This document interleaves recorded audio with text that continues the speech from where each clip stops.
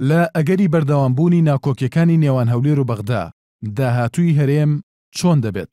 نێچیروان بارزانی سەرۆکی حکوومەتی هەرێم دەڵێت هەرێمی کوردستان بژاردەی دیکەی لە بەردەمدایە و بە دڵنیاییەوە بڕیار لەسەر داهاتووی خۆی دەدات، بەڵام بەشێک لە هاوڵاتیانی هەرێم و چاودێرانی سیاسی نەک تەنها ئەو دڵنیاییەی نێچیروان بارزانیان نییە، بەڵکو نیگەرانیشن لە داهاتووی هەرێمی کوردستان.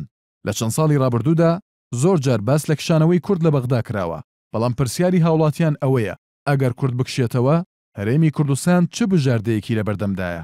مەسعود بارزانی سەرۆکی هەرێم لە پەیامی نەورۆزی ساڵی 2011دا ڕایگەیاند ئەگەر هاوڵاتیانی هەرێم بتوانن بۆ ماوەی ساڵێک لە بەرامبەر قەیرانی داراییدا دان بە خۆیاندا بگرن، ئەوە بڕیار لەسەر ڕاگەیاندنی سربەخۆیی کوردستان دەدەن.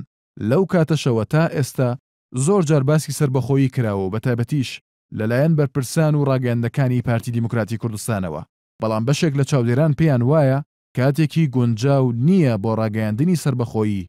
هۆکارەکەشی بۆ ئەوە دەگێڕنەوە کە لە ئێستادا هێشتا لە هەڵوێستی کۆمەڵگەی نێودەوڵەتی و وڵاتانی دراوسێ بەرامبەر بە پرسی سربەخۆی کوردستان دڵنیان نین، بەتایبەتیش دوو وڵاتی دراوسێ واتە تورکیا و ئێران کە ڕۆڵی زۆریان لە هەرێمی کوردستان و ناوچەکەدا هەیە. ئێران بە توندی و بەڕاشکاوانە ڕایگەیاندووە دژی دابشکردنی عێراق و سربەخۆیی هەرێمی کوردستانە و تورکیاش دەڵێت پشتگیری لە عێراقێکی یەکگرتوو دەکات. چاودێران پێیان وایە لایەنی کەم بەبێ پشتگیری یەکێک لەو دوو وڵاتە هەرێمی کوردستان ناتوانێت سربەخۆیی ڕابگەێنێت و لە باشترین حاڵەتیشدا ئەگەر ئەو دوو وڵاتە کێشەی ئەمنی بۆ کوردستان دروست نەکەن، ئەوە هەرێمی کوردستان دەبێتە دەوڵەتێکی گۆشەگیر لە ناوچەکەدا و لە قەیرانێکی قوڵی داراییدا دەبێت. دووهەم، بژاردەی کۆنفدراڵی. لەم بژاردەیەشدا پرسیاری سەرەکی ئەوەیە هەرێمی کوردستان لەگەڵ کام وڵات کۆنفدراڵی ڕادەگەێنێت، عێراق یان تورکیا؟ ئەگەر مەبەست عێراق بێت، پرسیارەکە ئەوەیە کە عێراقێک ئامادە نەبێت لەسەر پرسی نەوت و بەشە بودجە لەگەڵ هەرێمی کوردستان ڕێک بکەوێت، چۆن ڕازی دەبێت لەگەڵ هەرێمی کوردستان لە چوارچێوەی سیستمێکی کۆنفدراڵیدا ڕێک بکەوێت؟ ئەگەر مەبەستیش تورکیایە، ئەگەر تورکیاش ڕازی بێت بەو پێی دەتوانێت سوودمەند بێت لە نەوت و گازی هەرێم، ئەوە بێ زیانیش نابێت بۆ ئەو وڵاتە لەلایەک و پێدەچێت پێگەی کورد لە تورکیا بەهێزتر بکات.